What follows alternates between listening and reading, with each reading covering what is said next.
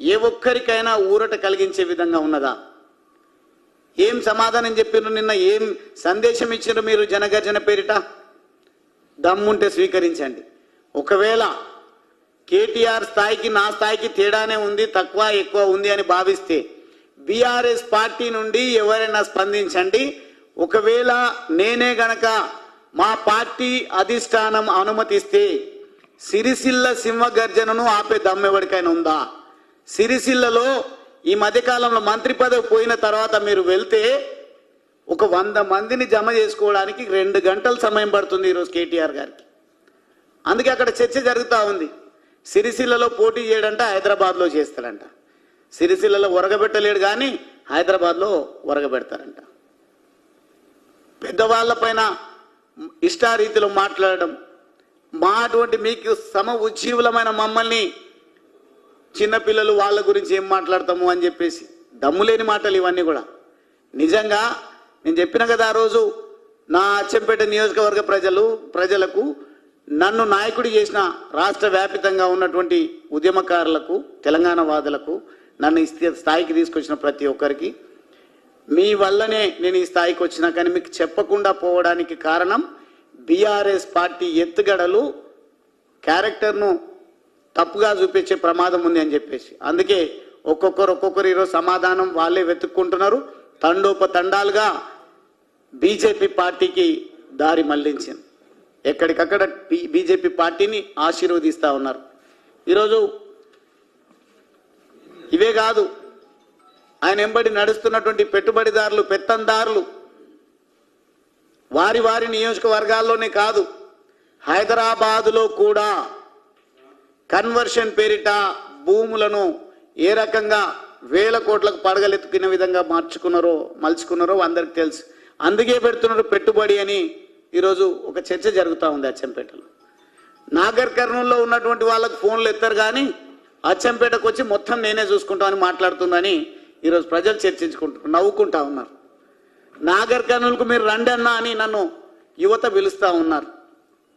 మీరు తిరగండి, ఈయన సంగతి బండారం బయట పెడదామని ఆయన గురించి మాట్లాడుతున్నారు.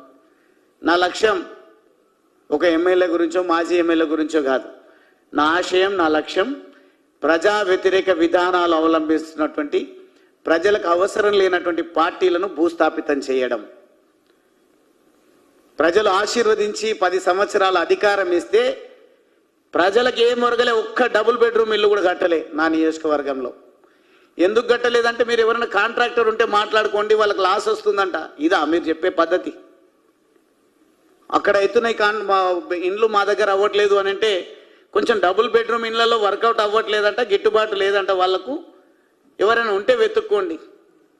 ఈ దారా మాకు చూపించాల్సింది అధిష్టానంగా. మీరు ఒక్కొక్క మంత్రి మీ వాళ్ళకేమో 100,000 ఇండ్లు కట్టిస్తారు మీ నియోజకవర్గాలు. అందుకే పొయ్యి రాళ్లలాగా ఉన్నాయి దుబాక, గజ్వెల్, సిద్దిపేట, సిరిసిల్లను కూడా కలుపుకుంటే అక్కడక్కడనే ఉన్నటువంటి నియోజకవర్గాల అభివృద్ధి వ్యత్యాసాలను చూసిన తర్వాత దుబ్బాకలో ఏం తీర్పు ఇచ్చిండ్రో ప్రజలు చూసిండ్రు. ఆ తీర్పుతోనే కళ్ళు తెరవాల్సి ఉండే.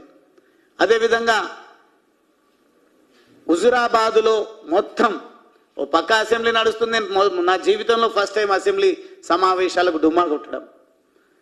మమ్మల్ని హుజురాబాదులో బీఆర్ఎస్ని గెలిపించండి అని పంపించింది. అక్కడ ప్రజలు ఏం తీర్పిచ్చిందో చూసినాం మనం. ఇప్పుడు నేను పార్టీని మారినో లేదో, ఉమ్మడి మహబూబ్ నగర్ జిల్లాలో ఉన్నటువంటి బీఆర్ఎస్ పార్టీ నాయకులందరూ కూడా అక్కడ పనిచేయడము, ఈ 15-20 వేల మంది సభ పెట్టడానికి 50 రోజుల సమయం పట్టింది.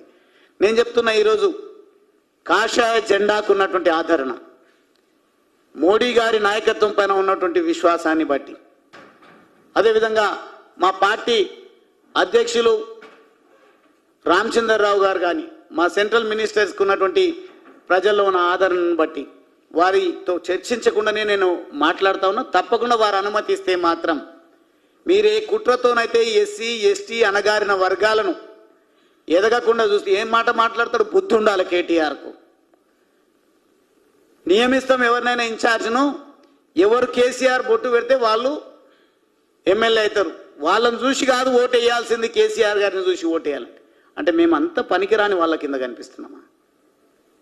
ఇంత చదువుకొని, ఇంత సంస్కారం ఉండి, ఇంత ప్రజా సమస్యల పట్ల అవగాహన ఉండి మేము ప్రజా జీవితంలో కొనసాగుతూ ఉంటే, నేను కావచ్చు, అది రిజర్వ్డ్ కాన్స్టిట్యున్సీ కాబట్టి రేపు ఎవరినైనా మీరు ఇంకొకరిని కూడా తీసుకొచ్చి పెట్టవచ్చు. అంటే ఎవరొచ్చినా మేము చెప్పిందే చేయాలి, మా కాళ్ళ కాడే ఉండాలి, అటువంటి వాళ్ళే మాకు అవసరము.